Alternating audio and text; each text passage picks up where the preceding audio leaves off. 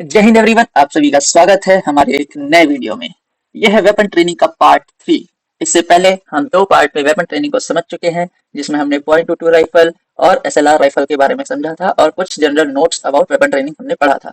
इस वीडियो में हम देखेंगे अपनी नेक्स्ट गन इंसास के बारे में और एलएमजी के बारे में और कुछ इंपॉर्टेंट नोट्स भी देखेंगे। चलिए शुरू करते हैं वीडियो को।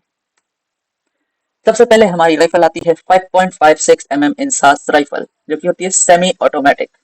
इंसास का फुल फॉर्म होता है इंडियन स्मॉल आर्म्स सिस्टम। जो प्रोड्यूस इसको बनाया किसने है? इंडियन ऑर्डिनेंस फैक्ट्री बोर्ड ने। ठीक है, इंसास राइफल कुछ इस तरह की आपकी दिखती है।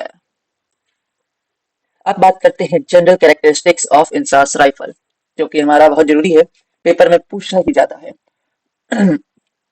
सबसे पहले हम बात करेंगे कैलिबर के बारे में। इंसास राइफल का कैलिबर क्या होता है? मैंने आपको पहले ही बता रखा है कि किसी भी गन के बारे में अगर हम बात करेंगे तो जो नंबर उस गन के नाम के आगे लिखा रहता है वही होता है उसका कैलिबर। तो इस केस में इसका 5.56 mm ही इसका होगा कैलिबर।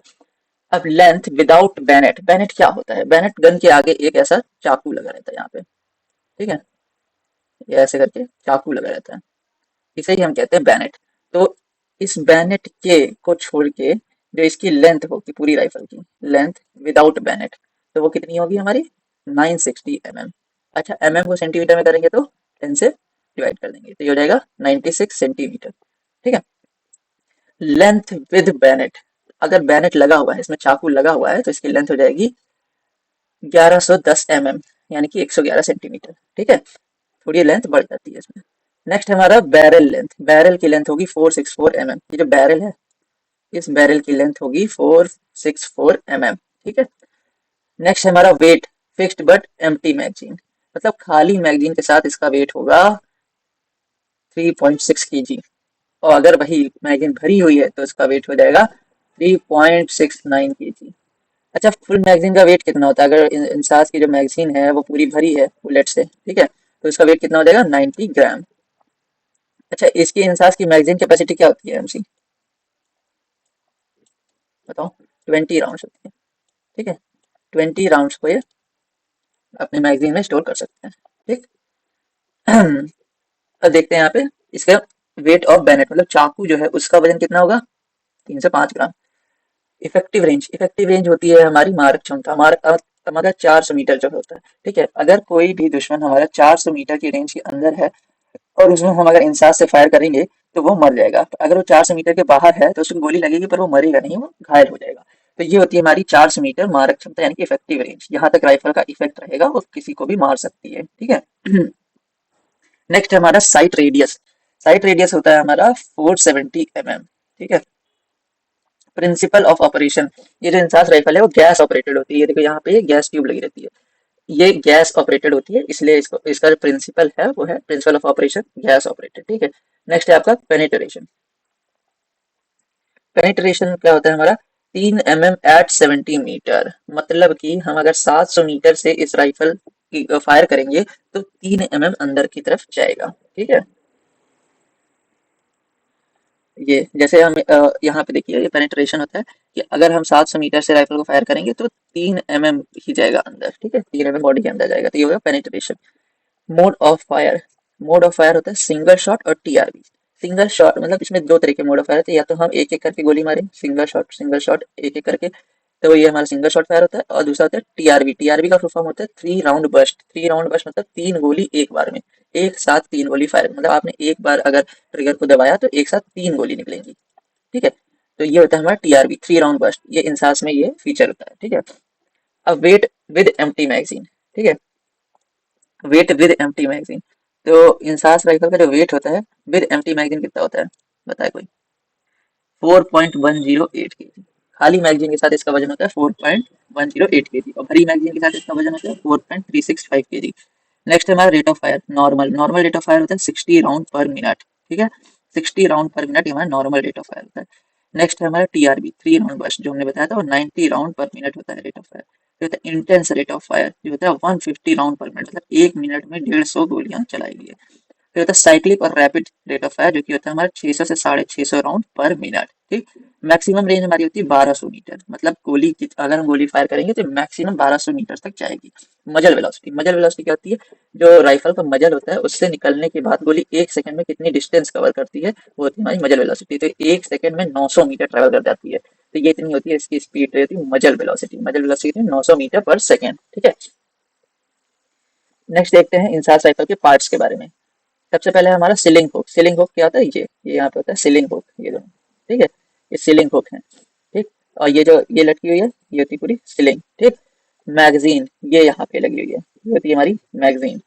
नेक्स्ट है ट्रिगर। ट्रिगर गार्ड, ये यहाँ पे जो बना हुआ है ऐसा, ये होता है ट्रिगर। ठीक है। और इसके ऊपर जो गार्ड करता है होता है ट्रिगर गार्ड। ठीक। बट क्या होता है, ये हमारा पूरा होता है बट। ठीक। ये एरिया। अब बट प्लेट, इसके ऊपर एक प्लेट लगी रहती है, वो होती है हमारी बट प्लेट। ठीक। Receiver cover. रिसीवर कवर क्या होता है, बता दें इसको। स्प्रिंग। स्प्रिंग क्या होती है, देखो इसके अंदर जो होता है, जो हमारा बोल्ट असेंबली होती है उसके अंदर एक स्प्रिंग लगी रहती है। ठीक है, तो वो होती है हमारी स्प्रिंग। इसी में यहाँ पे होता है रोटेटिंग बोल्ट। ठीक है। फिर गैस ट्यूब। गैस ट्यूब हमारा ये होता है, ये होती है गैस ट्यूब। ठीक। फिर हमारा फोर हैंड गार्ड, ये होता है हमारा फोर हैंड गार्ड, आगे वाले हाथ को हम इस पे रखते हैं। ठीक है। Carrying handle. कैरिंग हैंडल हमारा ये होता है carrying handle. Caulking handle. Caulking handle ये रहा, ये देखो ये कॉकिंग हैंडल है, इसको पकड़ के अपनी तरफ खींचते हैं तो राइफल कॉक होती है। ठीक है। पिस्टन ग्रिप, ये जो हमारा है इसे कहते हैं हम पिस्टन ग्रिप। ठीक है। Aperture whole. अपर्चर होल ये देखो ये रहा सामने, ये हमारा अपर्चर होल। ठीक। जिससे हम अपना निशाना लगाते हैं, अलाइनमेंट करते हैं। ठीक है। Grenade site. ग्रेनेड साइट इसमें अभी ये जो यहाँ पे है इसको ऐसे खड़ा करके देखेंगे तो ये ग्रेनेड साइट होता है। ठीक है। नेक्स्ट हमारा बैरल। बैरल ये कितना होता है, ये यहाँ से लेके यहाँ तक ये पूरा बैरल होता है हमारा। ठीक है। Recoil spring. रिक्वायल स्प्रिंग में वही होता है जो मैंने आपको स्प्रिंग बताया, वही रिक्वायल स्प्रिंग। ठीक है। आइए देखते हैं आगे।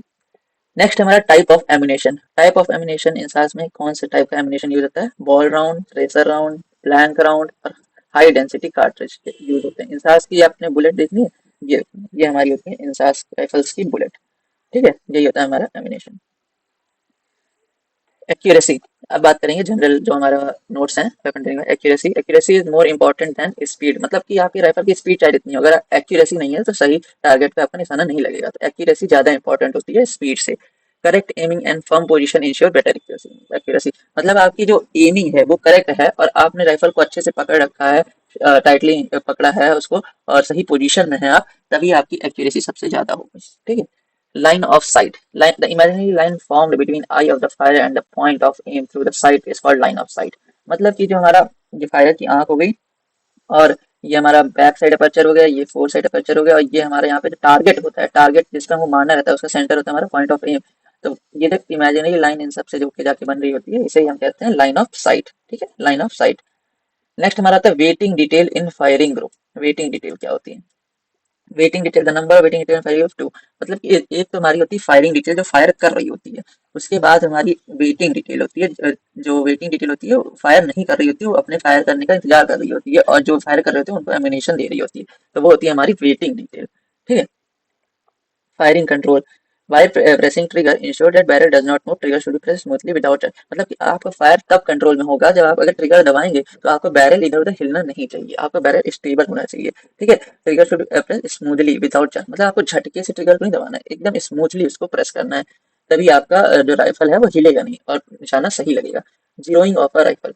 Rectification of all the defect in the rifle is called zeroing of the rifle. Zeroing ensures round hits the correct point of aim. मतलब कि आपकी राइफल जो होती है वो शुरुआत में शब्द नहीं आई थी, तो उसमें कुछ ना कुछ उसमें कमियां होती हैं, तो आप मारेंगे कहीं गोली कहीं लग रही होती है, तो उसको जो डिफेक्ट्स होते हैं उसको जो सही करते हैं हम लोग, रेक्टिफिकेशन करते हैं उसका, उसी प्रोसेस को हम कहते हैं जीरोइंग। ठीक है। जीरोइंग इससे हमें क्या फायदा होता है, जो हम गोली मारेंगे तो करेक्ट पॉइंट ऑफ एम पे लगेगी। ठीक है। नेक्स्ट हमारा function of extractor. Function of extractor is to extract empty cartridges case from the chamber, मतलब कि जो हमारा एक्सट्रैक्टर का क्या काम होता है, एक्सट्रैक्टर काम होता है कि जो हमारा बुलेट फायर हो गया है उसका जो केस चैम्बर में बचा हुआ है उसको बाहर निकालना, वो होता है उसको एक्सट्रैक्ट करना, उसे ही कहते हैं एक्सट्रैक्टर। ठीक है। Extractor is to extract the empty cartridges case from the chamber. ठीक है। नेक्स्ट हमारा target terminology. The inner most circle of the target is called bull, ये मैं आपको आगे बताऊंगा भी।